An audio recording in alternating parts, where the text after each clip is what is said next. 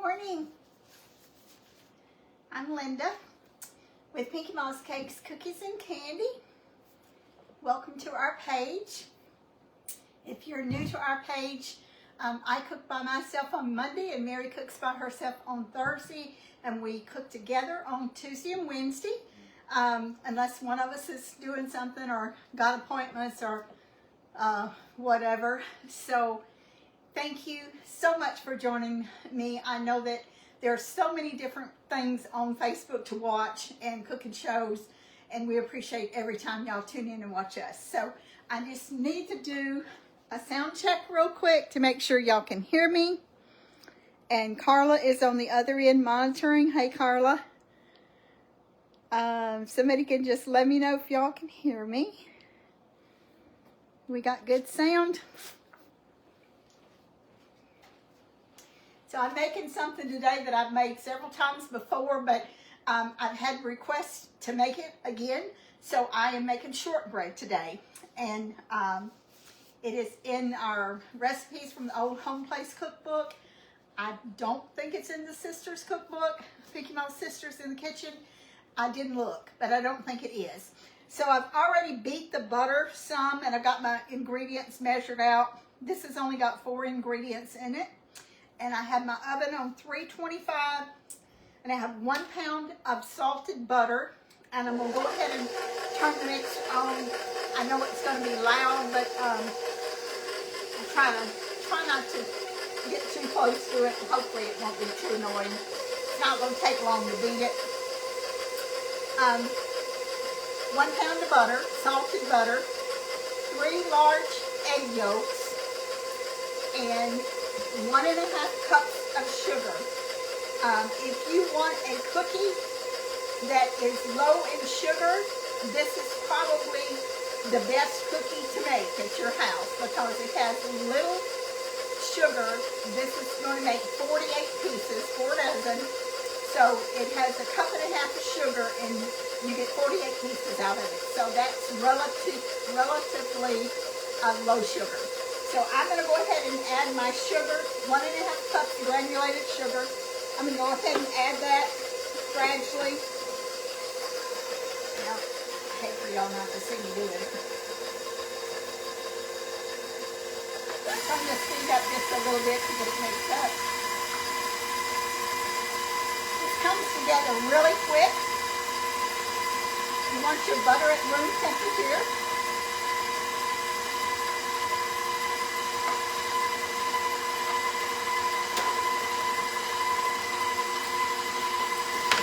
Straight down the sides 1 time in a minute.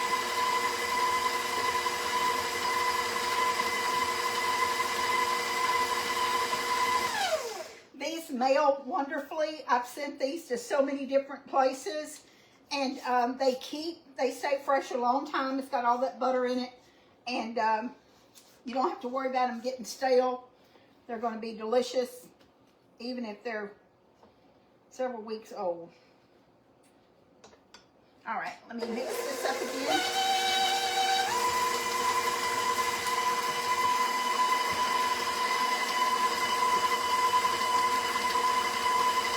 I'm just going to put my egg yolks in one at a time.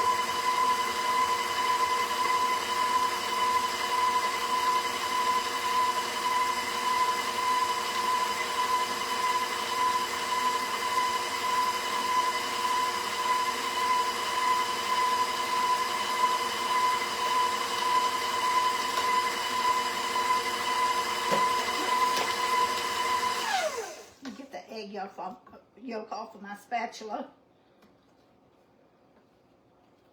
Okay, and then we'll start adding our flour just as soon as I get this mixed up good. I got 4.5 cups of all-purpose flour. I'll go over this again when I stop this mixer.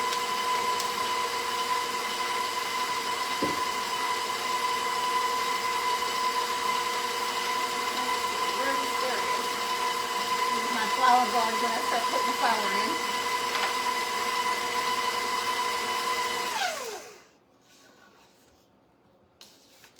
I just like to keep the sides scraped down as much as possible. This one doesn't have one of the scrapers on this mixer. So I'm going to put my flour guard on there so I can add my flour.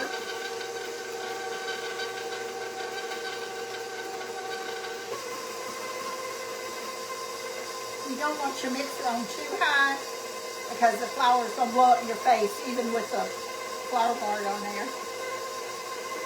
After you get your flour in, you can turn it up.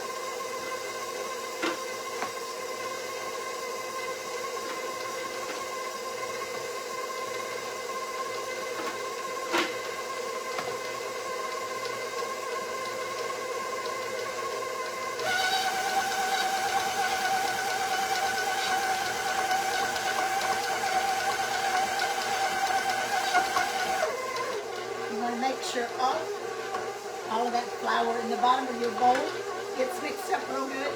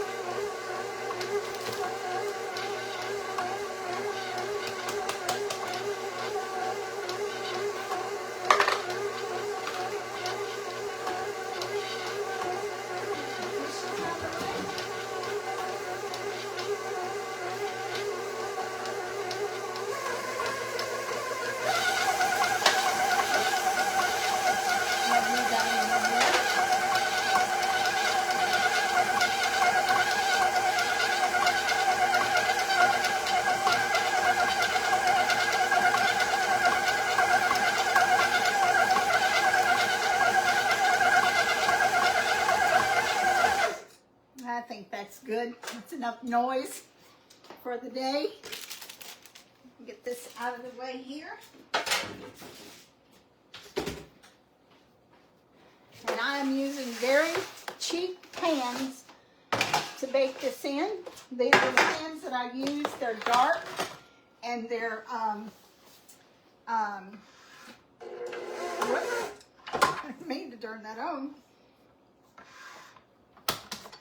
All right, let's get the mixer out. And get this out of the way here. And I'm just going to put this dough out on a piece of parchment.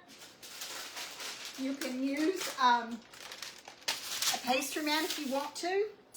But today I'm just going to use a piece of parchment. Parchment is wonderful. If you don't use parchment in your kitchen and you bake a lot, trust me, it's worth every penny you spend on parchment. And whether or not you get the pre-cut pieces or you get the rolls, like I keep rolls here all the time, the rolls of parchment paper, the best place you can get those in our area is at Sam's. And you can get the Members Mark, and they come two to a package, and it's got a lot of parchment on them versus if you bought a little roll of parchment in the grocery store, it would be a very short roll, wouldn't hardly have any on it. I'd go through that in one day. Back during COVID, it was the parchment paper, like a lot of other things, was really hard to get. And as soon as they'd get it in, they'd sell it out. So I got to where I kept a couple of extra packages just in case that happened again. Now that's not all out of the bowl yet, but I'm going to get that out in a minute. You can see, anytime you've got really good cookie dough, it just comes right out of the bowl. It's almost like your bowl is clean. You know that's good dough. Let's get this out of the way here. I just don't like working with gloves. I put these on, but I'd rather just use my hands, and that's just what I'm going to do. Now this is a stiff dough, so you don't have to worry about chilling it. It comes together real good, and I'm just going to kind of make a log out of it and divide it into thirds, and y'all have seen me do this lots of times, but just kind of helps putting it in the pan.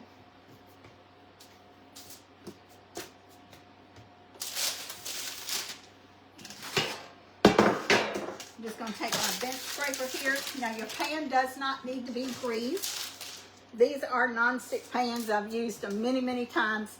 Just if you have the dark pans, I'm going to divide this into thirds. If you have the dark pans, use them. It'll just let the bottom brown a little bit better. And you just want to make sure that you press this in the corner. The corners usually always get kind of left out, so make sure you get enough in the corners of your pans. I used to take a rolling pin and kind of roll this out, but I don't even do that anymore. It's, you know, somebody sees a handprint on it, they know it's homemade, and that's just how I do it. Now, one thing about shortbread, and I'll show you in a minute, you need to score it before you cook it. I'm going to hurry up and get this pan in the oven because it takes about 20 to 22 minutes to cook, and I can cook more than one pan at a time, but I want to get this cooking so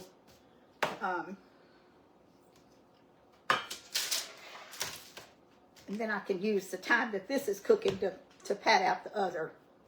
So that's what I'm doing with this. That's why I'm trying to get one pan in the oven.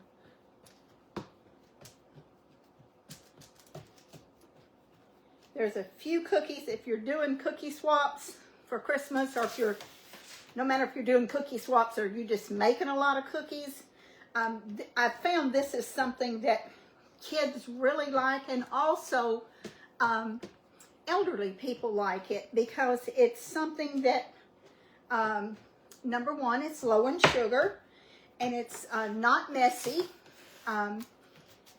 You can cut it in as big or small squares as you want to. You know, if it's for children, I would cut them smaller, so you would wind up getting more than 48 pieces out of it. It's great, and I'm not a coffee drinker, but it's great with coffee. It's great with tea or milk. Just a nice little snack. And it's something good to hand a kid that's not going to be messy, and they're not going to get sticky fingers and icing all over the place.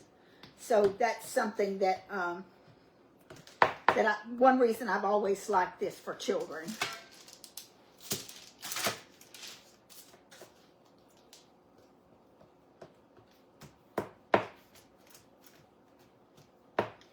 Now, it doesn't need to be super thick. I may actually have this a little bit too thick, because I usually get 2.5 pans, and I may not get 2.5 pans out of this, but I'm not going to fret if I don't, because I just want to get one of this. I just want to get this in the oven and cooking, and then I can work on the other.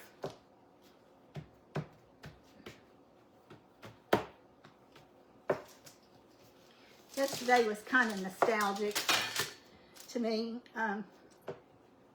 One of the, I guess I need to finish this before I start talking, so I can get through with this, and then I'll start talking.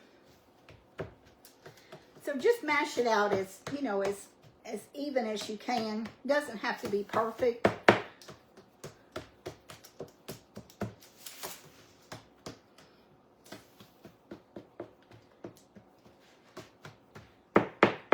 And I'm going to use my bench scraper here to score this. And you don't want to cut it through. You just want to score it. And I'm not measuring this. I'm just kind of eyeballing it, guesstimating it, whatever you want to call. So long ways, you want to divide it in half and then divide it in half again. So you're going to get 4 pieces lengthwise.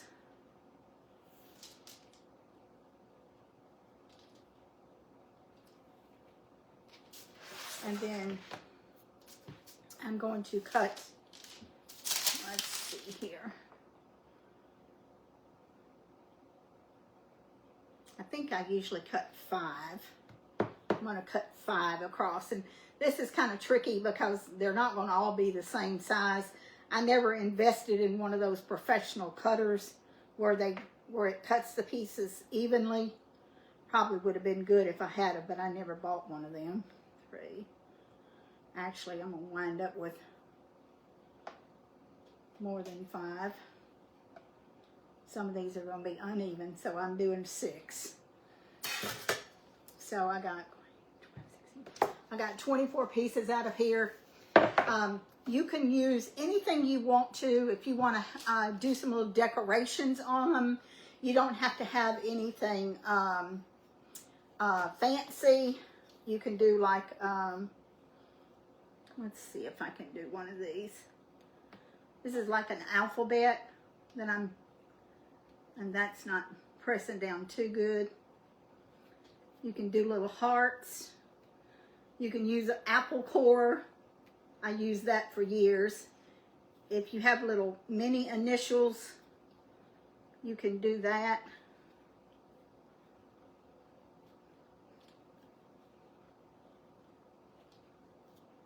You do need to kind of press down on it. This is a set of cookie cutters, and I just picked up one. I don't know if this is a G or C, just to show y'all how you could do it.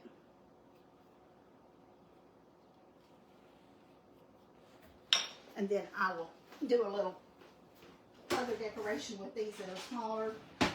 This is just an old apple core, and I'm just going to do just a couple. I have some real cute little miniature cutters that I usually use, but I just didn't pull them out today. Now I'm going to, and you don't cut that all the way through. I'm going to pop these in the oven. I'm going to set the timer for 21 minutes, and then I'm going to check them. And then when you take them out, you want to cut them. As soon as they come out, you want to cut them.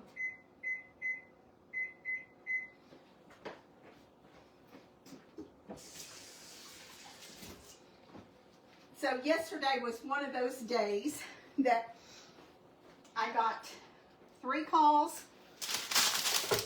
2 or 3 calls from some of my friends in Mississippi, and y'all have heard me, well, most of you have heard me and Paul and Pam sing, and back in the day when we were young, and some of you watched the service there, that our little tribute that we had back a year or so ago. Well, this one girl, her name was Patricia, and she was the original. Her and Paula and myself were the original trio, and then I think she moved or something, and then Pam started singing with us. Or Pam actually may have started singing before Patricia left. But she was one of the Parker girls, and of course she's younger than I am. Had a beautiful alto voice. She had an infectious laugh. I love to see her laugh. And she passed away yesterday morning. And so everybody, all of my old friends from, well, not all of my old friends, but some of my old friends from Mississippi were calling me to tell me about it. And just brought back a lot of memories of all the times that, you know, that some of them call the original gang, the ones that were there back in the day in the 60s, and we worked hard, but we also played and had a good time too, and we loved singing together. So our hearts go out to the Parker family this morning. I don't even know how many of the girls are left, but I know Leah is one of the girls that one of the Parker girls, and I'm sure there's some more that are still living too. So just wanted to acknowledge that Patricia, she's had been sick for a while, and I guess it was just her time to go. You know, when you hear about someone passing, it just brings back a lot of memories, and you think about times when, maybe times that you hadn't thought about in a long time, memories and everything. And it was sad, but it was also made me happy because we had shared so many memories together. And I think that's very important in acknowledging someone's passing also to acknowledge their life.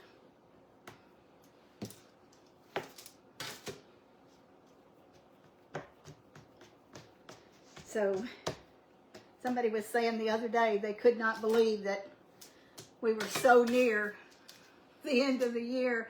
And I'm telling you, sometimes I know when you're young, like, you know, back in the day when I was talking about earlier, you think that life stands still. And once you pass a decade in your life, it seems like it speeds up to high gear, and before you know it, you're in your 50s, and then you don't even know what happened to the last 20 years. Well, I know what happened to them, but then all of a sudden you're in your mid to late 70s or whatever age you are. It just life goes by very fast. When you think about the scheme of things, it does. It goes really fast. And I think it's important to enjoy life and to make memories and to grab on every little bit of happiness that you can. Because there's a lot of sadness in the world, and there's a lot of things that go on in the world. So if you can enjoy part of life, and whether it's with your friends or family, or if you're just by yourself doing something fun or something that you enjoy doing, I think that's really important to do, because so many people look back and think, you know, if I would have just done this earlier, you know, if I would have just, I really wanted to do it, but I didn't think I could, or I didn't think I had time to do it. And people miss out, because then you're at a point in your life that either you're not able to do it because of your health, or maybe someone in your family's health, or some other reason. So take the chance. You know, what is there a song that says, when you get the chance to dance, dance? It's just, I think that's a cute little song, and I think sometimes we miss out on things because we don't take those chances. And when I travel with my work, we had 2 weeks off in the summer and 2 weeks off at Christmas, and so many of the people they'd go different places on their time off and enjoy things. And I just always thought that was so nice that they did that they could, you know, make memories and everything. So if you have a chance to do something, and it's something that you enjoy, go do it. Life's too short. Okay, now this is not the prettiest shortbread I've ever made, because I don't have it really smoothed out real good, but it doesn't matter. It's going to be delicious anyway.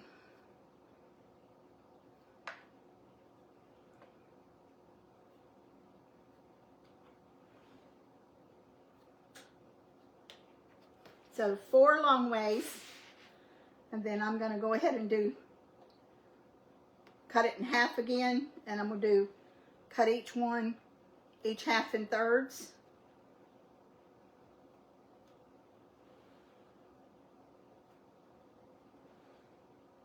These pieces are going to be a little bit bigger. I didn't get them completely even, but that's all right. I should have got out some more little things to do these on, and I didn't.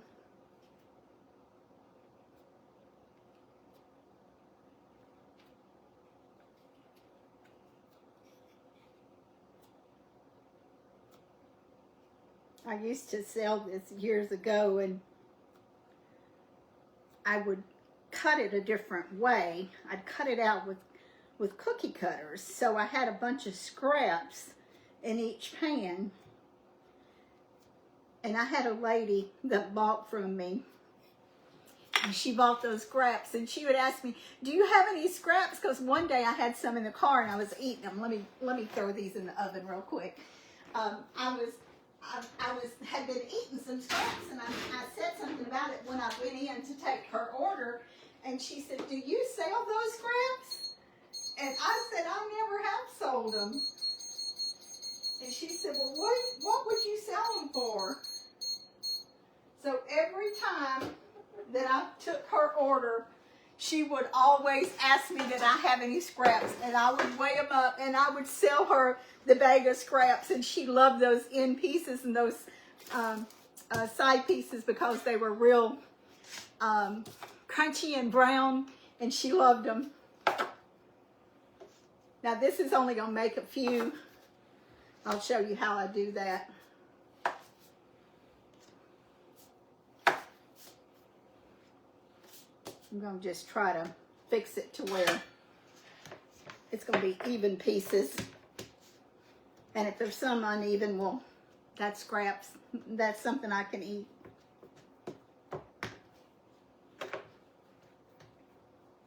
Now tomorrow, we're not going to be cooking. We're going to be meeting in Longview, Mary and Carla and myself. And I'm not sure yet where we're going to be meeting. We will be live at 10.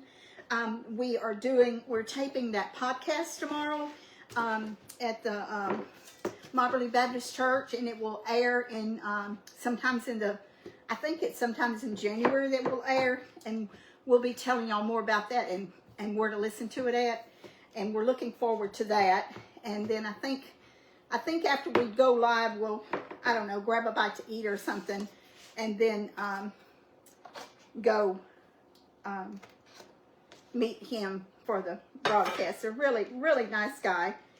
He's one of the pastors there at Moberly Baptist, and this is in Longview, Texas.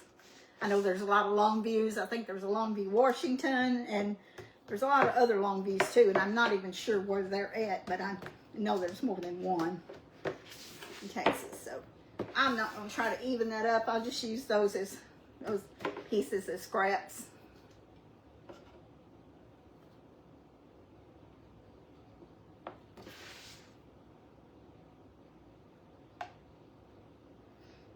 If you want those ends to where the pieces look really good, well, you can just score it like that, and then take those off and munch on them. Now this is one cookie that you can bake more than one pan in the oven. You just want to make sure, if you don't get them all in there at the same time, that you, probably making a lot of noise, that you set a different timer so you won't be having some done and some not done. I'm just going to leave those out there, not going to crowd it and put another pan in. Okay, I'm going to try to get this over here and see if I can see if there are any questions, and I'll go over this recipe with y'all. Okay, so for those of you who might not have gotten the recipe, the oven is on 325, and you're going to cook these from 20 to 22 minutes, depending on, I like the edges to be kind of brown, so, my nose is itching. So I don't know if y'all have ever heard that or not, that old saying about your nose is itching like somebody's coming. 1 pound of salted butter, and you want it at room temperature, 1.5 cups of granulated sugar, 3 large egg yolks, 4.5 cups of all-purpose flour, and you want to use ungreased pans, and the dark ones work better because it just gives that bottom a little bit browner. If you cook them in a light or shiny pan, they're not going to be quite, you can cook them in a shiny pan, the bottom's just not going to get brown. And cream your butter, and then gradually add your sugar. Scrape down the sides of your bowl, unless you have one of those scrapers on your mixer bowl, and then add your egg yolks one at a time, and then gradually add your flour. Make sure that all your flour in the bottom of the bowl is mixed up. So I wouldn't dump it all in there at one time, because that's a good way to have loose flour in the bottom. So dip it in there 1/2 cup or so at a time, and mix it up, and then put some more in there, and then just turn it off on a pastry mat or a piece of parchment, and kind of work it all together with your hands, and then put it in your pans. Score it, don't push it over. Scoring is just marking to where you're going to cut it when it gets done. Don't push it all the way through, and then as soon as it comes out of the oven, you want to cut it, because shortbread firms up after it's baked, and as it cools off, it firms up. So you want to make sure you cut it completely, and then the best way to get it out of the pan is to start on a corner piece and get your a little offset spatula and just kind of work real easily, work one piece off. And once you get one piece off, you can just bring the rest of it up really easy. And I always try not to break it. I always hate when I break a cookie of any kind. I do not like breaking cookies. So not that you can't eat them, but I just don't like breaking them. So, and then let it cool completely. Well, you're going to let it cool in the pan. If you take it out before it cools, it will break, and I'll tell you that. So let it cool in the pan. After, cut it and then let it cool completely. And once it's cool, take it out and then store it in an airtight container. And if I'm making these for Christmas, it'll be one of the first cookies I make, because they're going to stay fresh for a very long time. Cookies that stay fresh that I make are ginger snap. That used to be one of the first cookies I'd make, because you put them in an airtight container and you open that lid and it's going to smell like they just come out of the oven. And same thing with the shortbread. The shortbread, the ginger snaps, and the sandies, pecan sandies. Some people call them snowballs. Some people call them Mexican wedding cookies. The book that I got the recipe out of when I was a kid, I still have it. It's the Better Homes and Gardens. They were called pecan sandies, and that's what I've made for many, many, many years. In fact, yesterday I thought, that sounds so good. I would love to have some of them, but I knew I was making this shortbread today. I didn't want to overload, so I just decided I'd just leave that and not make those and just make the shortbread. Do we have any questions?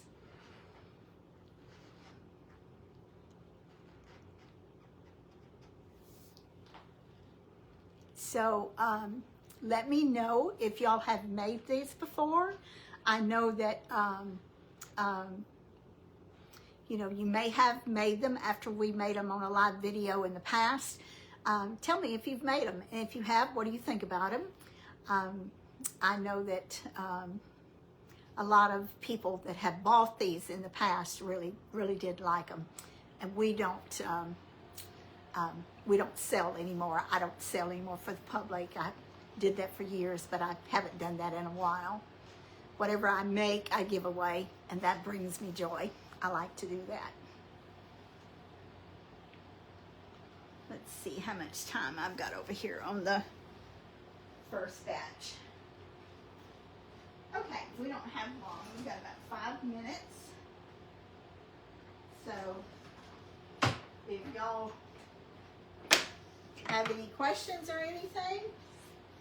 Are y'all doing a cookie swap? Is anyone doing a cookie swap this year? Do you take your neighbor's cookies? And I may not be seeing all the comments. You know, sometimes they're scrolling. I think it's moving. I think the names are moving, but I haven't seen any comments. So the cookies that I usually always make at Christmas, and I won't make all of these this year because as the years go on, we don't eat as many sweets as we used to. And I have worked really hard. Mary and I both have many years and always have a lot left, but I love Scandinavian almond cookies, and that's something I usually make. I make the sandies, and I make, let's see, the shortbread. A lot of times I make it, sometimes I don't make it for Christmas. I used to make the, let's see, what was that, a cherry? There was 3 of them bars that I made, and they were, and I can't even think of the name of them now. They have chocolate and cherries in them and nuts. Those are really good. I love those. I've made checkerboard cookies, ginger snaps, chocolate crinkles, sugar crinkles. Sugar crinkles are delicious, but they do not stay fresh long. So if you make them, they're a beautiful cookie and they have that sparkling white sugar on the top of them. They literally melt in your mouth, but they dry out also. So that's something that if I was making, I would make those at the very last minute. I always make peanut brittle, usually make that, and sometimes I'll make pecan brittle, depending on, and we usually have fudge. And sometimes I make divinity, sometimes I don't. It's just depending on whether or not I've got time to do it. You know, a lot of times you run out of time, so you have a list, and I don't know if y'all do this or not, but you have a list and you tend to be marking off things that you're not going to be able to get done. I've done that many times when I put on my list a little bit more than what was feasible to do.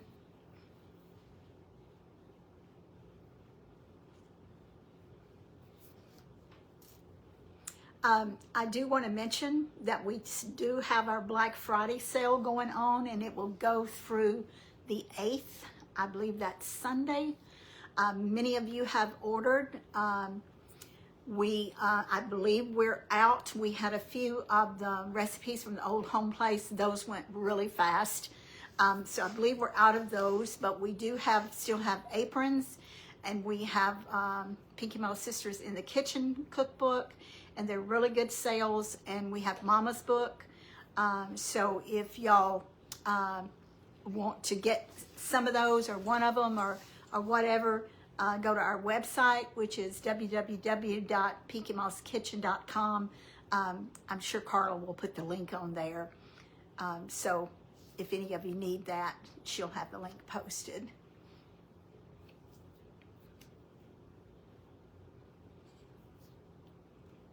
I haven't seen any of our, I may have just missed them. I'm sure they're watching, any of our friends from across the pond, but I'm sure there's people on here. I can't see the writing over there when I'm sitting here working, so some of you may have gotten on earlier. It's almost time to check on those cookies. I'll go over here and see what they look like, and then I'll pop that other pan in there.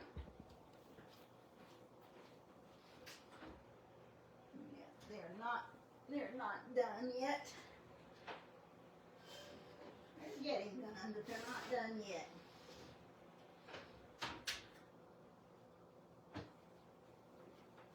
I have a little, find it here. I don't know if anybody else has trouble finding stuff like I do or not. But this is not the one I was talking about, but this is one of my little spatulas that I like to get under the pan to lift it up with. Now that's my buzzer. I've cooked them 21 minutes, and I just checked, and they're not quite brown enough. Now in my cookbook I say 20 minutes, but sometimes you have to cook them 22 minutes or so. Just make sure you don't cook them too long. So I'm going to put the timer on for just a little bit more before I take these out.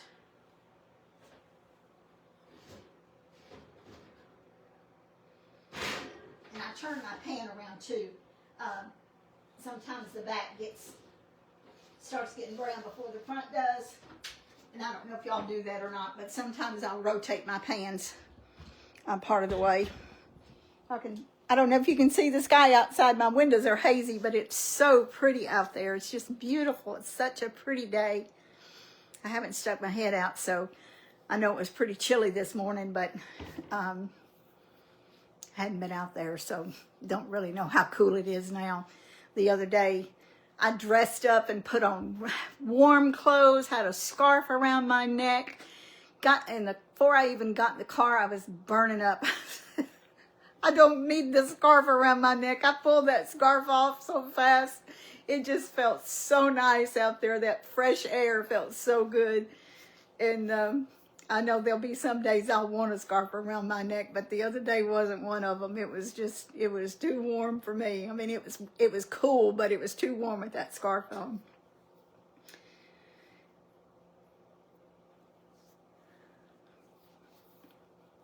So Thanksgiving I got a rotisserie chicken from Sam's. And when I was in there, this was Wednesday, which was a bad day to be shopping before Thanksgiving. I stopped on my way home from Mary's, and the rotisserie chickens were all sold out. So I asked the guy, I said, how long is it going to be? And he said 5 minutes. And I didn't realize at the time, but there was a bunch of people waiting on those chickens. So they were grabbing 2 and 3 at a time. I don't know if y'all have ever done that or not, but they're really good chickens, and they're $4.98. You can't even buy a raw chicken for hardly less than $10 in our area. Okay, let me grab this. So I bought a chicken, and I carved it off of what I thought that we would eat for the one meal, and heated it in some chicken broth that I had used for the dressing. I had cream of chicken and some low sodium chicken broth and some onions, some minced onions, and I just kind of smothered that chicken. It was done, but I smothered that chicken in it, and I cut off some breast and put this in foil and put it in the oven and heated it up. And I'm telling you, that I think that was some of the best roast chicken I have ever eaten in my life. It was really delicious, and I didn't go to a whole lot of trouble. I didn't even make a dessert, but the food was really good, and I think we ate all the dressing except one little tiny serving. So that was over a course of 2 to 3 days, but it was some good eating. It was really good. All right, let me see if this is done. It ought to be done.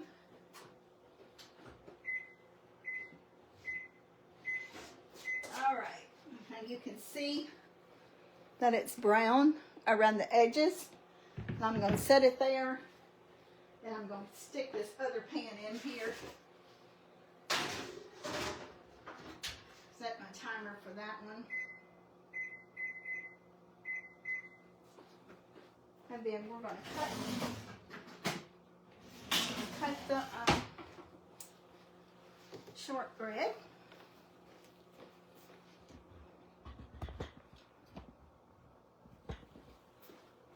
Don't grab your pan without a pot holder, because if you do, it'll burn your hand. And you just want to go along the lines where you've scored it.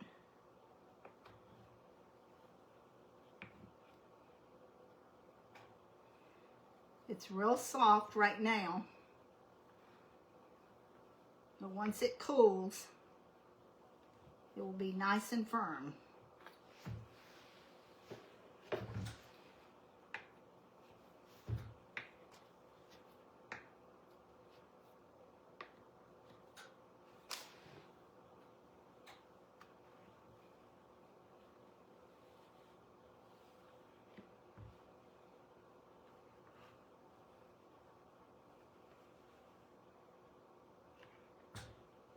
I think I got off that line just a tiny bit there, but it doesn't matter.